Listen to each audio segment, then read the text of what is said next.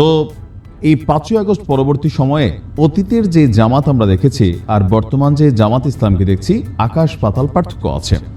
অনেক এথিক্স তারা ভেঙেছে, এগুলো পজিটিভ যেগুলো তারা করছে। ইভেন এই গত 6 মাসে বাংলাদেশের বিভিন্ন জায়গায় যে বিচ্ছিন্ন ঘটনাগুলো চলছে বিভিন্ন রাজনৈতিক দলের, সেখানে জামাতের ইস্যুটা তুলনামূলক অনেকটাই কম। সবকিছু মিলিয়ে একটা পজিটিভ ফিডব্যাক কিন্তু জামাতের তৈরি হয়েছিল।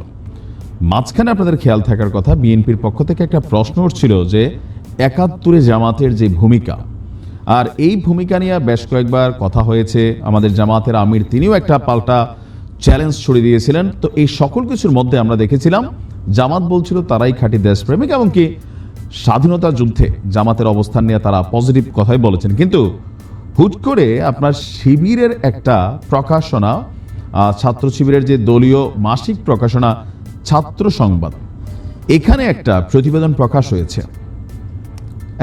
এই প্রতিবেদনটা নিয়ে তোলপাড় অলরেডি। এটা নিয়ে ছাত্রদল তারা তাদের নিন্দা প্রকাশ করেছে, মুক্তিযোদ্ধা সংসদ থেকেও এটা নিয়ে নিন্দা প্রকাশ করা হয়েছে। ইভেন সবকিছু মিলিয়ে জামাতের অর্জনকে মোটামুটি নেগেটিভ একটা অবস্থানে নিয়ে গেছে জাস্ট একটা প্রতিবেদনটা কি?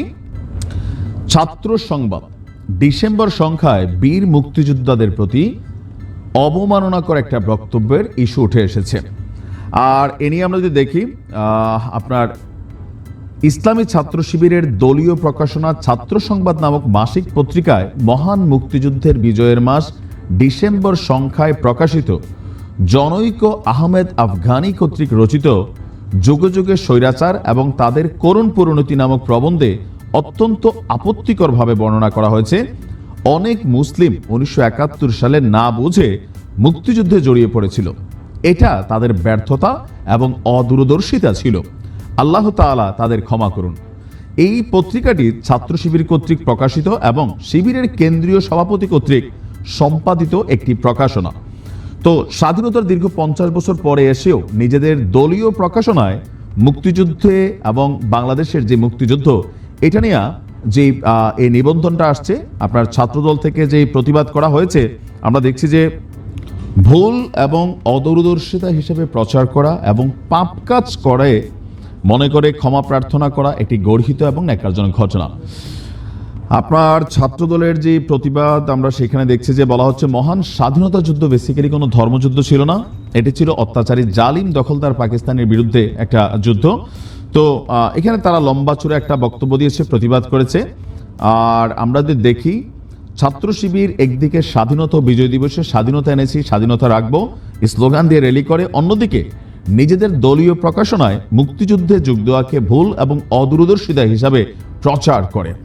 মুক্তিযোদ্ধাদের জন্য ক্ষমা প্রার্থনা করবে, এটি সুস্পষ্ট দ্বিচারিতা।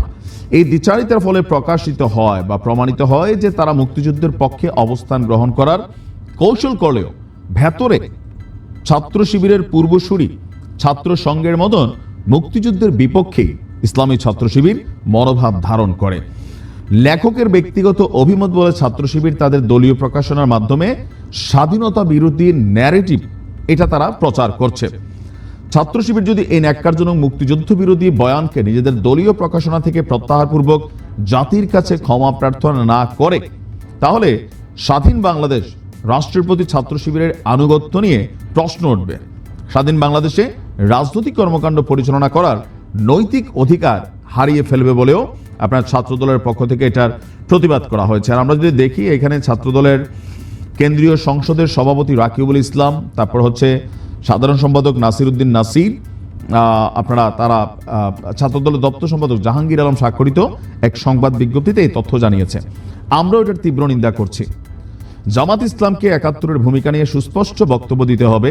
শিবিরকেও দেখেন, ছাত্রদল ছাত্রলীগের তুলনায় মাঠের রাজনীতিতে আচার আচরণে বক্তব্যে কর্মকাণ্ডে শিবির অনেক ভালো, এটা আমরা অস্বীকার করার সুযোগ নেই। কিন্তু অন্তরে মুক্তিযুদ্ধ নিয়ে যদি এখনো এরকম ফিলিংস থাকে, সেটা নিয়ে কিন্তু অনেক মাঠ থেকে ছিটকায় পড়ে যাবে। এটা মাথায় রেখেন। হয়তো একাংশের মানুষ আছে যারা পাকিপন্থী, এদের কাছে এগুলো ভালো লাগবে, কিন্তু বাংলাদেশের 99% মানুষ বাংলাদেশকে ভালোবাসে দিন শেষে।